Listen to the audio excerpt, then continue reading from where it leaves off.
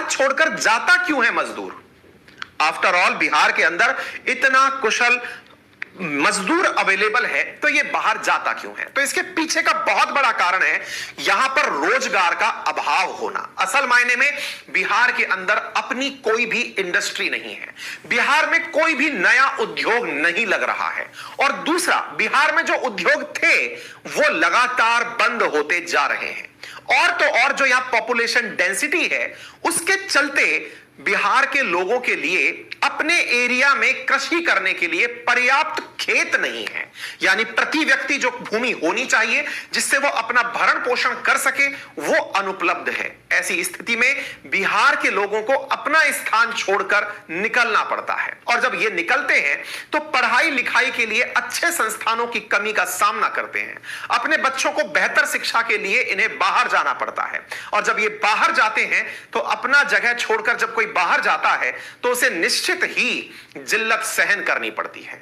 वो अपमान तो सह लेते हैं, लेकिन मारपीट और हत्याओं की घटनाओं के कारण उन्हें वहां से भागना पड़ रहा है। साथियों, ये बिहार के लोगों के साथ हो रहा जिस भी प्रकार का बर्ताव है, ये निश्चित ही मतलब हमारे देश को, इंडिया दैट इज भारत को बहुत कमजोर करता है।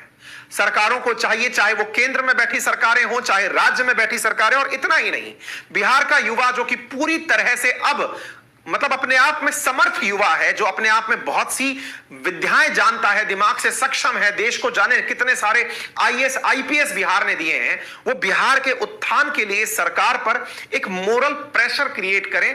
जब भी किसी राजनेता से मिले तो उससे सवाल ये ना हो कि मुझे आपने कितना % आरक्षण दिया या मुझे आपने कितनी नौकरियां दी। असल मायने में साथियों, सरकारी नौकरियों से 2-5 परिवारों का भला होता है, लेकिन जब आपके राज्य में इंडस्ट्री आती है तो प्रत्यक्ष के साथ साथ अप्रत्यक्ष रोजगार का बढ़ावा होता है। सरकारी नौकरियों का विरोध नहीं कर रहा हूं, लेकिन सरकारी नौकरी के साथ साथ जब इंडस्ट्री आती है तो राज्य में निवेश आता है। राज्य में निवेश आता है, सड़कों का निर्माण होता है, बिजली की व्यवस्थाएं सुनिश्चित की जाती हैं, लोगों के लिए नए नए साधन विकसित किए जाते हैं।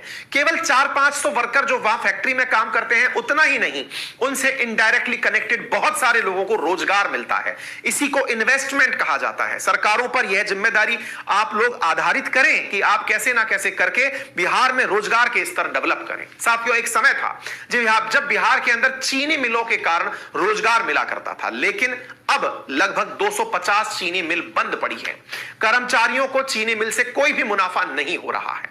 बिहार में सरकार तो बदलती चली गई, लेकिन हालात जस के तस रह गए। कहते हैं 1960 से लेकर 1990 के बीच में 30 सालों के अंदर बिहार में 25 मुख्यमंत्री बदले, 4 बार राष्ट्रपति शासन लगा, लेकिन 1990 से 20 के बीच में 30 सालों के अंदर 4 बार ही मुख्यमंत्री बदले। जब लालू प्रसाद यादव आए थे 1990 में, तो उनसे उम्मीद जगी थी कि ये जमीनी स्तर के आदमी है, बिहार में अब उद्योग जरूर लगेंगे, लेकिन कहते हैं कि परिणाम इससे बिल्कुल उलट रहा। उन्होंने अपने शासन में बिहार में सामंतवाद और समाजवाद के बीच की लड़ाई में अपनी यात्रा निकाल दी। लालू ने समाजवाद के चक्कर में उद्योगों को वहां से हटने के लिए मजबूर कर दिया, और नए उद्योग तो लगे नहीं, जो पुराने थे वो भी बंद हो गए। नतीजतन 1990 में जो भी बिहारी लोग लालू यादव से उम्मीदें लगा रहे थे, वो फिर पलायनवाद की तरफ किनारा कर लिए, और यहां से लोग निकल करके अन्य राज्यों की तरफ पलायन करने लगे।